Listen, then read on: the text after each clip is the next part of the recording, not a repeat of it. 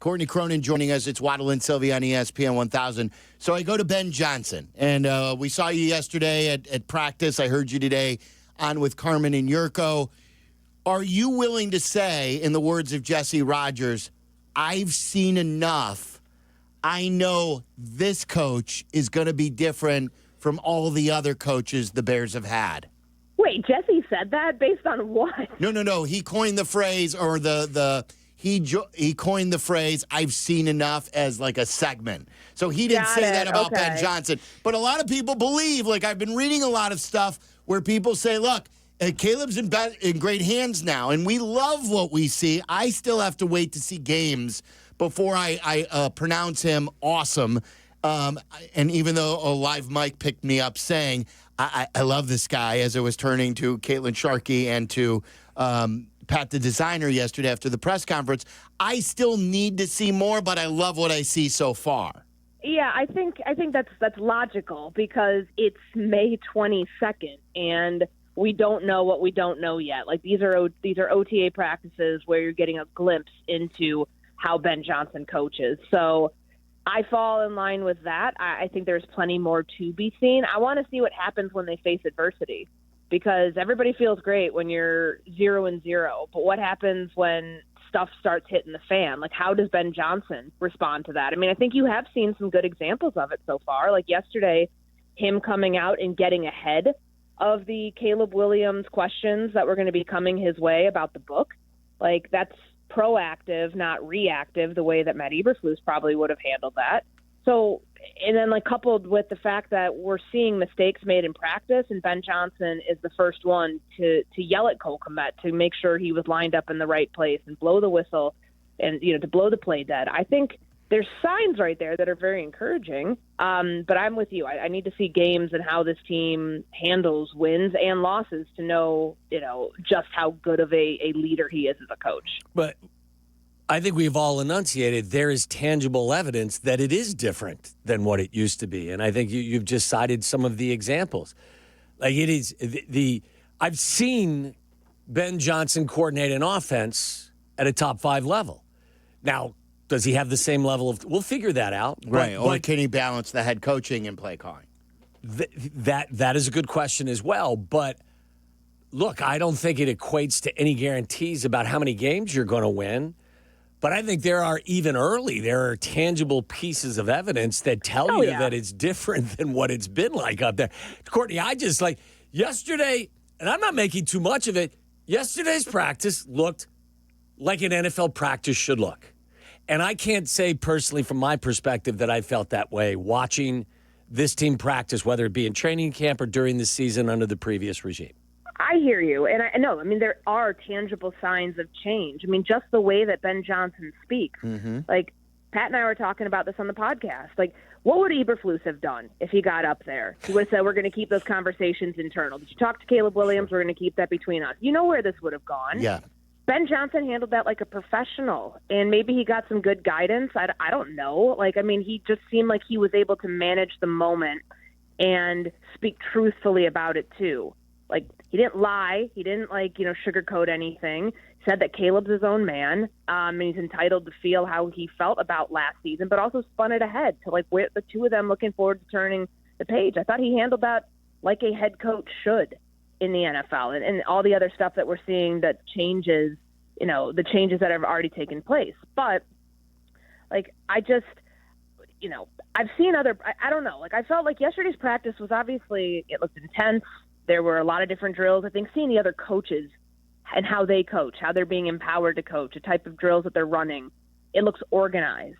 But Eberflus had some pretty intense practices out there. I can go back to, a time I remember Roquan Smith, right after he came back, blowing his body through David Montgomery in a practice. That was pretty damn physical, and he wasn't supposed to do that. I don't know whether that's unprofessional or not, but there were definitely moments that were physical under Eberflus that I don't think I don't think it was all bad in terms of the practices. I know that's the narrative that's out there, but if it can be organized and if they can come away without the back-to-back days where the red zone offense is terrible, right? We saw that a lot last year. If you can have days where it feels like a page has been turned, then you can point to that's different than last year because the coaching is different than last year. Courtney, we talked a lot last year, too, about attendance. And, to our eyes, and I know this, they always would say, hey, it's one day, just the day that the media is allowed in, so you don't get to gauge these other days on the attendance. So, if a couple guys were missing, this is just that one day, they would say. But, we saw the trend with Nate Davis. There were other guys, too. I've always said to Waddle, this is not a hobby. You should still schedule your life around OTAs, even though they're bargained as optional. With a new coach coming off a 5-win season, especially. How did you like the attendance yesterday? I thought it was really good.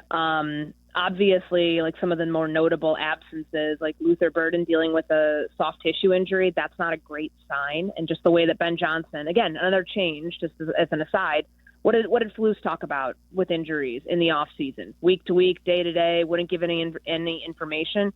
Ben Johnson got out ahead of that. And I thought that was important, what he said, little alarming, what he said, but that was an absence that was pretty notable. Outside of the starters, or outside of the rookies, the only starters that were big ones that weren't there were Kyler Gordon, who I believe was in Con, and Andrew Billings. Those were the big ones that I noticed.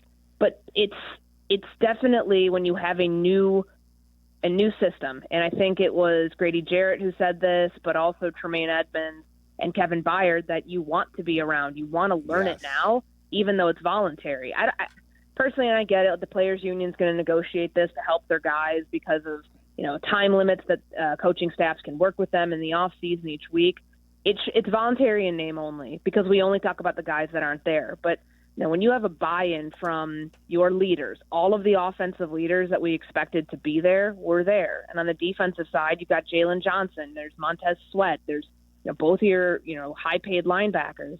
That sets the tone for everybody else. And, I think Ben Johnson has an effect on that. But I also think where this team was last year and where they're trying to be, you got to make sure that you're learning right now so you have the time. You build in time to get the mistakes out of the way because that can't happen. If you want to be a good team, you can't, come back and, for mandatory camp, be there 3 days and expect everything to be perfect. Now's the time that they need to get that stuff out of the way so they can move on and be a better team this year. Courtney, are you expecting any kind of roster juggling between now and training camp? And if so, what do you think that they would potentially add or subtract?